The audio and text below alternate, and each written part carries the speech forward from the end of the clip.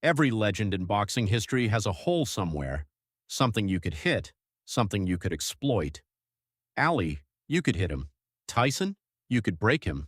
Mayweather, brilliant defense, but ask him to just stand and trade and suddenly he's not so sure of himself. Great fighters, not complete fighters. Now imagine one man who didn't have a hole, not mostly great, not great except for. Every single box checked: speed, power, footwork, timing, brains, all working together at the same time, like someone built him in a lab and then forgot to add the flaw. That man's name was Sugar Ray Robinson. He fought almost 200 times, and in fight after fight, he wasn't just beating people. He was standing in a different weight class of skill than the man across the ring, regardless of what the scale said. He could grind you out for 12 rounds if that's what the night called for, or he could just decide it was over, and it would be over. Here's the problem for anyone who had to face him. When a fighter has one big strength, you build a game plan around neutralizing it. But what do you do when the fighter doesn't have a weakness to attack? What's the plan when there is no plan? That's the story we're telling today. Welcome to Knockout Archive, a kid named Walker Smith Jr. Before he was Sugar Ray, he was just Walker Smith Jr., born in 1921 in Ailey, Georgia. His mother, Layla, packed the family up and moved north, first to Detroit, then to Harlem when Walker was about 12, partly just to get her kids out of the Jim Crow South. But Detroit left him with something he'd carry for life. There was a teenager on his block who used to train constantly. Walker would watch him, study him, practically worship the ground he trained on. That kid's name was Joe Barrow. You'd come to know him as Joe Louis, heavyweight champion of the world. Growing up that close to greatness does something to a person. Harlem in the 30s wasn't gentle to a poor black kid trying to survive. Walker danced on sidewalks for spare change. He sold driftwood he pulled out of the Harlem River. He got into some trouble along the way, ran with people he shouldn't have, and got married at just 16. But boxing gave him something the streets never could: a way out. The card that wasn't his. He found a gym, Salem Crescent Athletic Club, through a friend whose uncle happened to run the place. That uncle's name was George Gainford, and he would end up being Robinson's trainer for life. At first, Walker wasn't even fighting. He just showed up and watched. Then one night, Gainford was short a fighter for an amateur card, and the quiet kid in the corner said he'd step in. There was one small problem. Amateur boxing required an AAU card, and Walker was only 14, too young to legally have one. But another fighter, someone who'd already quit the sport, had left his old card lying around. That fighter's name was Ray Robinson. Gainford handed the card to Walker, and for the very first time, Walker Smith Jr. climbed through the ropes as someone else entirely. He won. Then he kept winning, and the name just stuck to him. Where did sugar come from? Depends who you ask. One version says Gainford watched him move and said his style was sweet as sugar. Another says a woman in the crowd said the exact same thing after watching him fight. Either way, the name found him. Robinson himself later admitted it just sounded right. Sugar Ray Robinson has a ring to it. Sugar Walker Smith? Not so much. Undefeated before he ever turned pro. As an amateur, Robinson wasn't just good, he was almost unfair. Somewhere between 85 and 89 wins, 0 losses, around 69 knockouts, 40 of them in the first round. The exact numbers get debated by historians, but nobody debates the dominance. He won the New York Golden Gloves featherweight title in 1939, then the lightweight title in 1940, beating grown men with years more experience while he was still a teenager.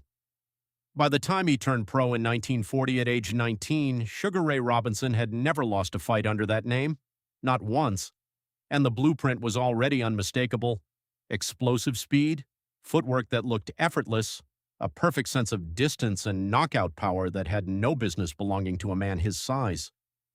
He wasn't just winning fights, he was making them look easy, and that ease wasn't luck. It was thousands of hours in the gym with Gainford stacked on top of talent that comes around once a generation maybe. the 91 fight streak nobody talks about enough. Robinson turned pro and reeled off 40 straight wins before he hit his first loss to Jake LaMotta in February 1943. But even that loss came with an asterisk. LaMotta had a serious size advantage, and Robinson had drained his body just to make weight. It wasn't really a he got beat story so much as a the circumstances got him story. Because after that, he didn't lose again for 8 years. 8 years. From 1943 to 1951, Robinson put together a 91-fight unbeaten streak, the sixth longest in the history of the sport, and it wasn't against nobodies. He beat former champions like Sammy Angad and Fritzy Zivic, actually knocking Zivic out, which almost never happened to him. He beat LaMotta 4 more times for good measure. He ran through future Hall of Famers like Henry Armstrong and Kid Gavilan, and somehow made them look ordinary in the process. In 1946, at 25 years old, he finally got his world welterweight title, beating Tommy Bell for it, and then he just never let it go. He defended that belt over and over, clearing out every serious threat in the division. In 1950 alone, one single year, he fought 19 times. 19. Try to picture a modern champion doing that. The Massacre and the Heat. In February 1951, Robinson moved up to middleweight to run it back with the only man who'd ever beaten him, LaMotta. Their 6th fight at Chicago Stadium got a nickname that tells you everything, the St. Valentine's Day Massacre. Robinson broke him down for 13 rounds until the referee finally stepped in. LaMotta never even hit the canvas. He just had nothing left. Robinson had his middleweight crown. He took that dominance on tour through Europe, England, France, Belgium, Germany, Italy, and became something close to an international celebrity along the way. But later that same year in London, he lost the title on points to Randolph Turpin over 15 rounds. Robinson's answer? A rematch 2 months later.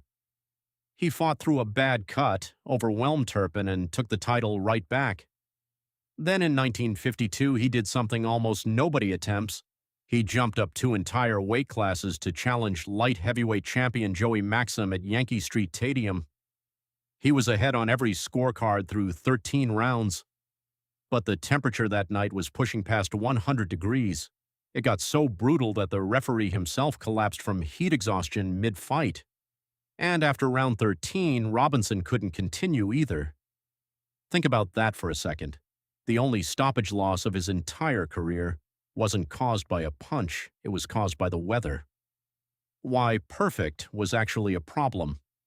To really get why Robinson stood apart, you have to understand what boxing has always demanded from its champions.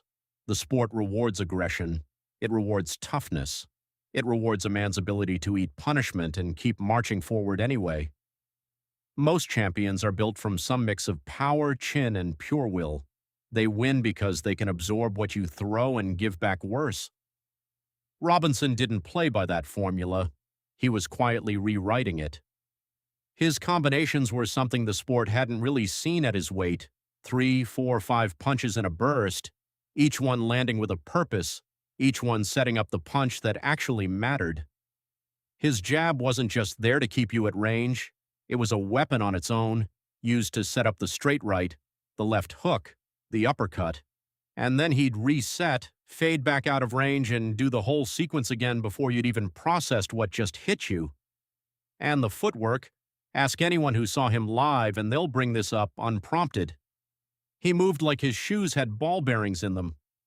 Forward, backward, side to side, diagonal, constantly pivoting, constantly shifting the angle so you could never get a clean read on his timing.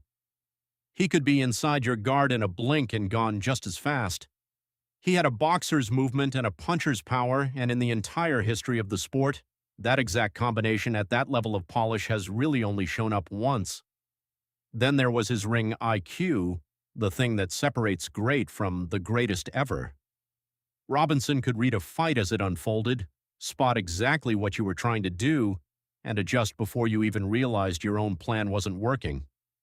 He fought at whatever pace suited him, not the crowd, not the moment. Needed to speed up, he sped up. Needed to shut the fight down, he shut it down. And his power gets underrated because he made it look so clean. 109 knockouts across 2 weight divisions, a huge chunk of them off a single left hook. A punch so fast and so precise it landed before the other man's brain even had time to send the signal to move. He didn't just beat people, he rearranged them,